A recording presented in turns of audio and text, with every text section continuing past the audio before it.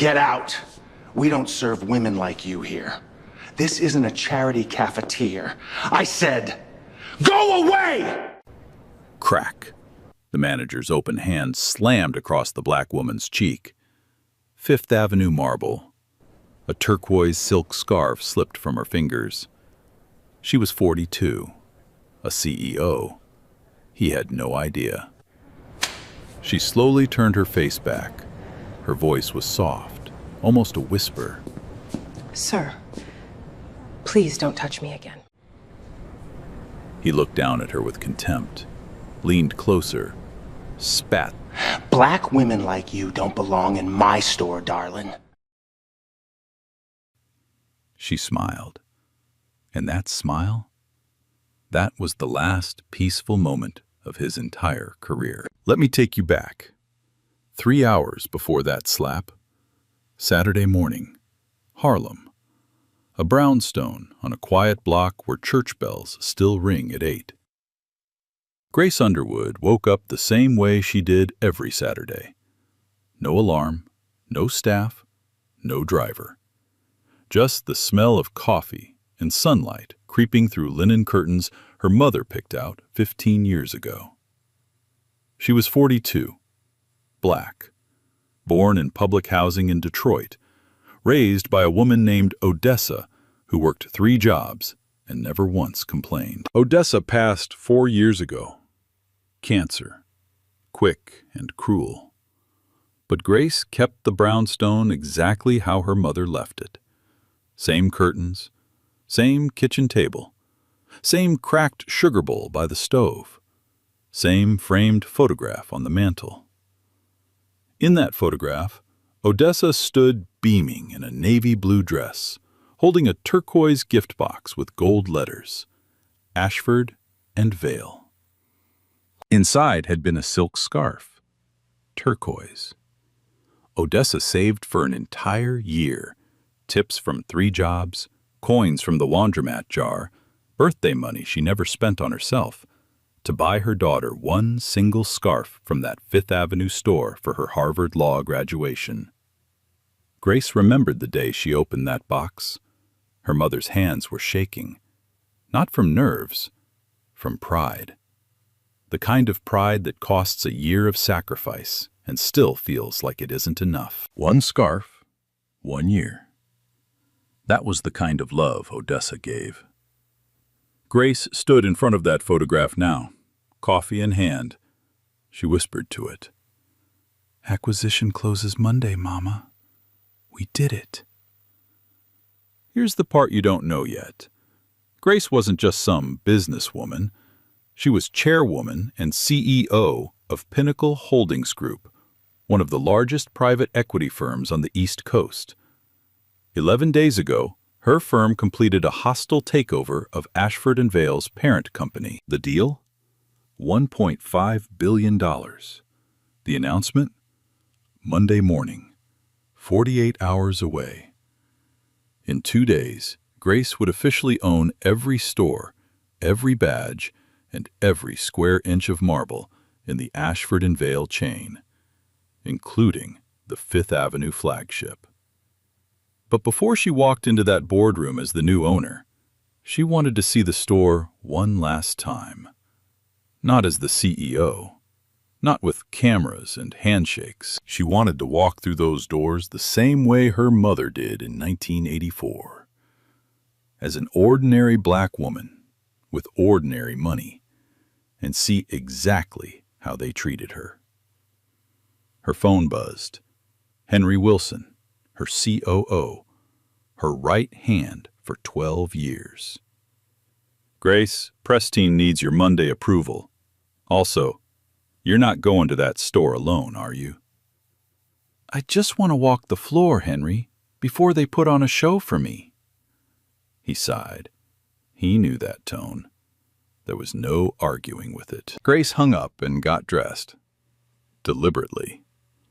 Worn jeans, scuffed leather boots, a plain gray cardigan. No rings, no earrings, no makeup. Hair in a simple puff. The only jewelry, her mother's thin gold chain. She looked in the mirror. She looked like any woman on any Saturday running errands in the city. Good. One last thing. She pulled a small silver brooch from her dresser, pinned it to the cardigan, just above her heart. That brooch held a 4K body camera, wide-angle lens, 64 gigabytes, always recording. She used it for mystery shopper audits across all 12 companies her firm owned. No one ever noticed it.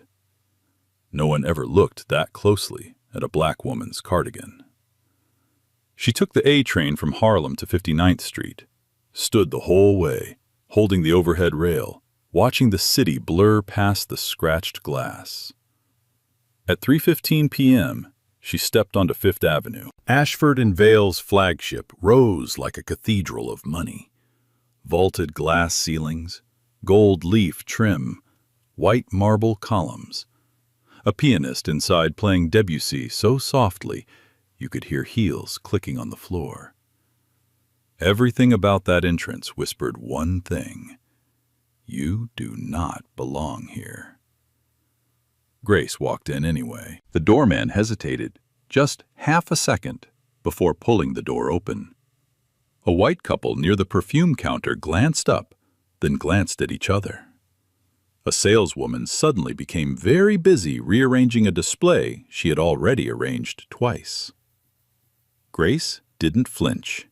She walked straight to women's accessories. She was looking for one thing: a turquoise silk scarf, the same one her mother bought her 20 years ago. She wanted to buy one for her niece's college graduation next month. She found the display. Standing beside it was a young black woman with a name tag, Emily Brooks, 24. Nervous smile, but genuine. "Can I help you find something, ma'am?" "The turquoise silk, the maison weave." Emily's eyes lit up. "We do carry it. My favorite piece on this floor, honestly." For 30 seconds, the world was warm. Two black women talking about silk and color and craft in a store built to make them feel unwelcome. Then the warmth ended. Across the floor, up on the mezzanine, a man in a charcoal blazer set down his clipboard. Walter Hastings, 48, white, floor manager for 22 years, watching from the moment Grace walked in. He narrowed his eyes, straightened his tie, and started walking. Walter Hastings moved across that marble floor like he owned it. 22 years on this floor had taught him one thing: he decided who belonged and who didn't. And the woman standing at the scarf display? She didn't. He reached them in 8 steps, didn't look at Grace, looked at Emily. "Emily, step away. Go restock the back display." Emily blinked. "Sir, I'm helping a Did I stutter? Back display. Now." Emily's mouth opened, then closed. She glanced at Grace, an apology written across her whole face, and stepped back. But she didn't go far. She moved to the next counter, close enough to see, close enough to hear. Walter turned to Grace. He didn't greet her, didn't smile, didn't offer help. He looked her up and down, jeans, boots, cardigan, like he was inspecting something the janitor missed. "Ma'am, the exit is behind you." Grace kept her voice even, pleasant, the kind of calm that takes years of practice. "I'm actually shopping. I'd like to see the turquoise silk scarf, the maison weave." Walter tilted his head, like she'd just spoken a foreign language. "The maison weave." He repeated it slowly, mocking. "That scarf is $1,200, ma'am. 1,200. He let the number hang in the air, let it do the work for him. "Perhaps you'd be more comfortable at the outlet in New Jersey." Grace didn't blink. "I'll take 2, actually. Can I see them?" Something shifted behind Walter's eyes. She wasn't leaving. She wasn't crying. She wasn't doing any of the things he expected. And that made him angry. He raised his voice, not shouting, not yet, but loud enough for the nearest customers to hear. "Ma'am, I'm going to have to ask you to leave. We have a strict policy about loitering." "I'm not loitering, sir. I'm trying to make a purchase. And I'm telling you, this isn't the place for you." Heads turned. A woman in a white blazer looked over from handbags. A man near the watches stopped pretending to browse. The piano kept playing, but softer now, like even the pianist was listening. Walter stepped closer, close enough that Grace could smell his cologne, sharp, expensive, suffocating. "Open your bag." Grace looked at him. "Excuse me?" "Your bag. Open it. Store policy. We've had issues lately." "Issues with what, exactly?" He smiled. The kind of smile that isn't a smile at all. "With your type, ma'am. In this department. So open the bag, or I call security, and they open it for you." Your type. He said it like he was spitting out something rotten, not even trying to hide it anymore. Every person within 15 feet heard it. Grace held his stare. 3 full seconds. Then she said, quietly, "I don't believe that's store policy, sir, and I'd like to speak with your general manager." Walter laughed. Short, sharp, ugly. "Lady, I am the manager. I run this floor. I run this building. And when I tell you to open your bag, you open your bag." "And if I'd like to contact corporate?" He leaned in so close she could see the vein pulsing in his temple. "Corporate doesn't take calls from people like you, sweetheart." That word, sweetheart, dripped with so much contempt it could stain glass. He didn't wait for her answer. He reached for the radio clipped to his belt. "Security to women's accessories, now!" 30 seconds later, Thomas Bennett came through the staff door. 61 years old, white, built like a retired linebacker. He'd worked security at Ashford and Vale for 9 years, seen every kind of trouble. And the moment he walked up, he could tell the trouble wasn't the woman. It was Walter.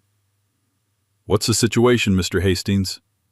Walter pointed at Grace like she was evidence. "This woman is refusing to comply with a bag check.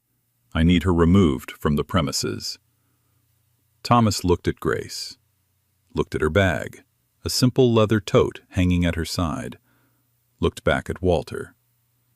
"Sir, has she taken any merchandise?" "That's not the point." "Has she threatened anyone?" "I said that's not the point, Thomas." Thomas paused, chose his words carefully. "Mr. Hastings, I don't see a reason to remove this customer. She hasn't touched any merchandise. She hasn't caused a disturbance. With respect, sir, the only disturbance I'm seeing right now is this conversation." Walter's face went red. Not embarrassed red, furious red. "Are you refusing a direct order?" "I'm telling you, I don't have grounds to put my hands on this woman, sir." "Then I'll do it myself." Thomas stepped forward. "Mr. Hastings, I wouldn't recommend—" But Walter was already past him. He grabbed Grace's tote bag off her shoulder. One hard yank. The leather strap burned across her skin. She didn't make a sound. He slammed the bag upside down onto the glass display counter. Everything spilled out. A worn leather wallet, a paperback copy of Beloved, a set of house keys, a tube of lip balm, a small leather-bound notebook, and one Pinnacle Holdings business card, landing face down on the glass. No stolen merchandise, no fake credit cards, no scam, nothing. Just the ordinary belongings of an ordinary woman on an ordinary Saturday. Walter stared at the pile. His jaw tightened. He had expected to find something, anything, something that would prove him right, something that would justify the scene he just made in front of 20 customers. There was nothing. But admitting he was wrong, in front of all these people, in front of Thomas, in front of Emily, that was something Walter Hastings could not do. 22 years of being right on this floor. 22 years of never being questioned. He couldn't stop now. So he did what men like him always do. He doubled down. He picked up the worn wallet between two fingers, held it up like it was dirty. This is what you were going to pay with? He tossed it back onto the pile. $1,200 scarf, and she walks in with a wallet from Goodwill. A woman near the elevator gasped. A man shook his head and looked away. The pianist had stopped playing entirely now. The only sound was the hum of the air conditioning and Walter's breathing. Grace began to repack her bag, slowly, one item at a time. Wallet, book, keys, lip balm, notebook, the business card, Pinnacle Holdings, face down. She slid back into the side pocket without turning it over. Her hands were steady. Her face was still. But something behind her eyes had changed. Not fear, not sadness, something harder, something quieter. Resolve. She placed the bag back on her shoulder, straightened her cardigan, and looked Walter Hastings directly in the eye. "Are you finished, sir?" Walter took one step closer, towering over her. "I'm finished when I say I'm finished." Behind the next counter, Emily Brooks was shaking, but her phone was steady. She had been recording for the last 4 minutes. Every word, every grab, every sneer. And on Grace's cardigan, right above her heart, the tiny silver brooch caught the overhead light. Still recording, still watching, capturing every single frame. Walter grabbed Grace's upper arm. Not a nudge, not a guide, a grip. His fingers dug into her bicep hard enough to leave marks that would still be purple the next morning. He yanked her away from the counter and started marching her toward the front doors. "Walk!" Grace didn't resist, but she didn't move faster than her own pace either.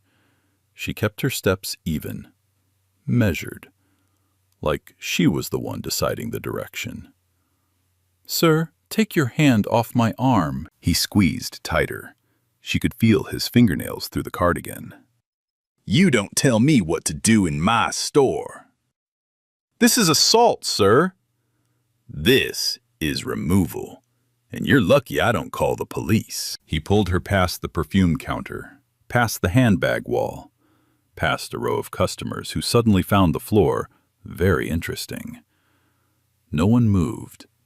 No one spoke. A woman in pearls turned her shopping bag so the logo faced away, like she didn't want to be associated with anything happening in this store right now.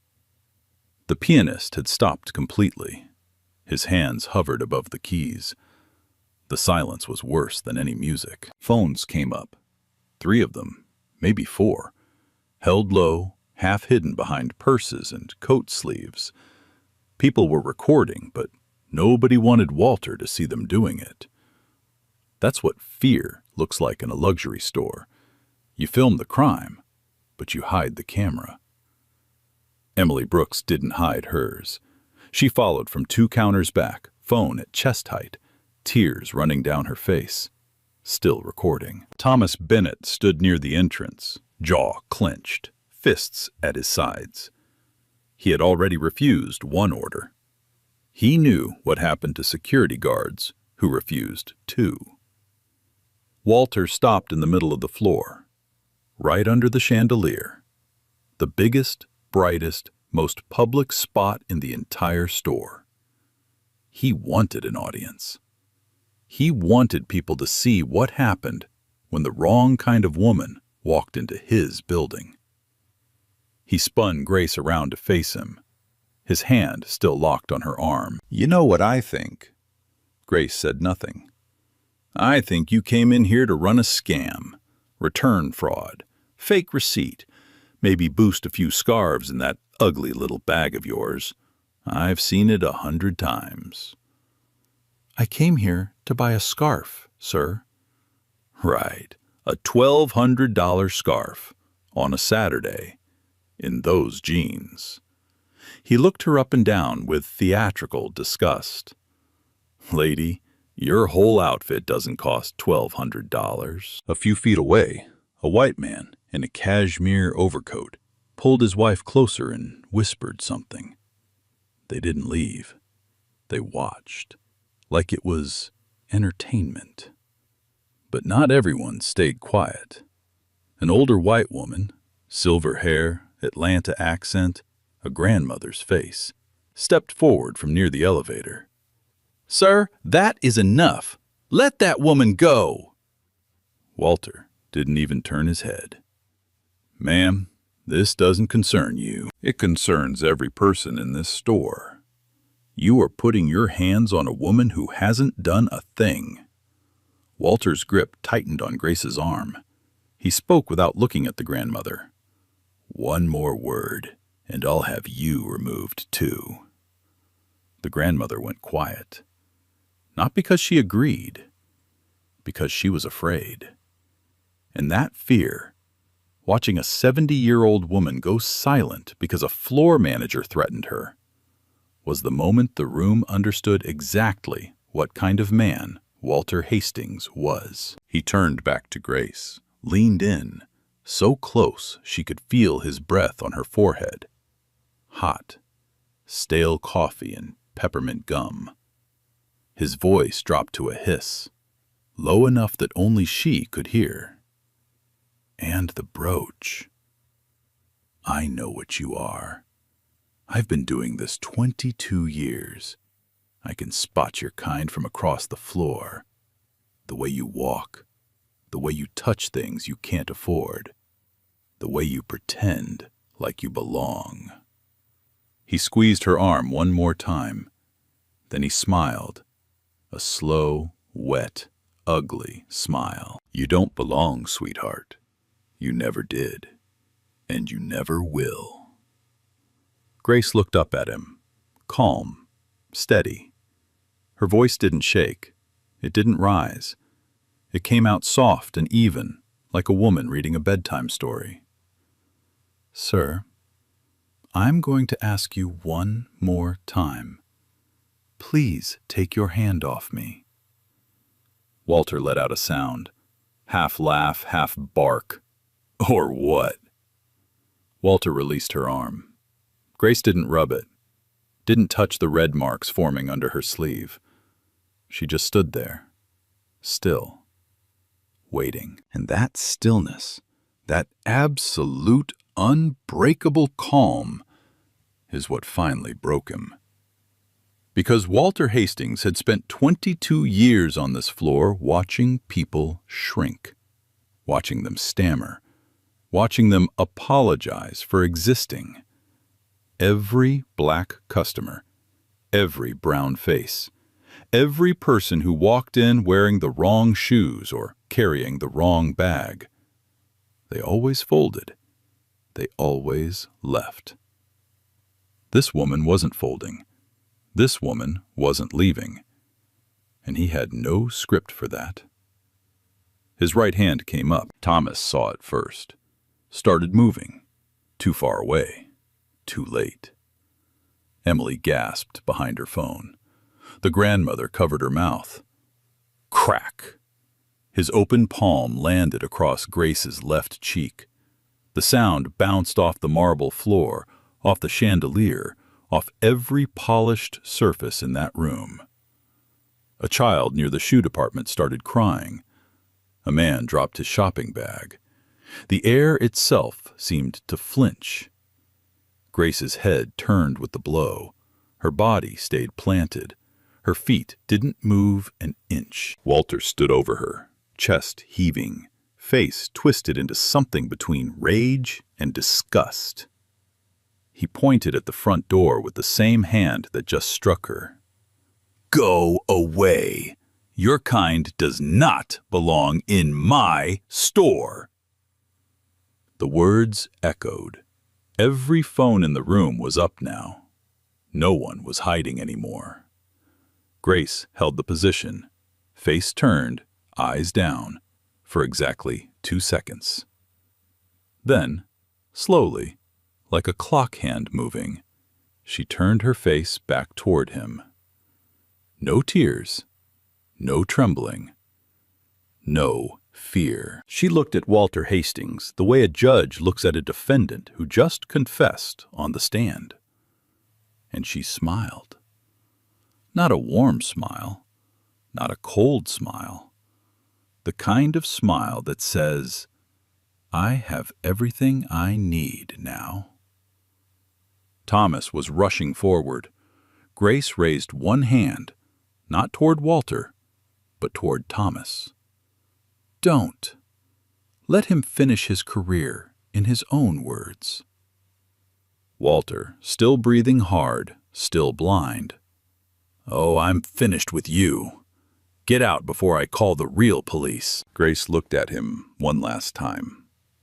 Then she reached into her cardigan pocket. Walter flinched. His whole body jerked backward. For 1 second, real fear crossed his face. The kind of fear that lives in the gut of every bully when the script finally flips. She didn't pull out a weapon. She pulled out her phone. Grace dialed one number, pressed speaker, held the phone up so Walter and every person in that silent store could hear. It rang once. "Ms. Underwood, is everything all right?" The voice was sharp, professional, the kind of voice that moves money.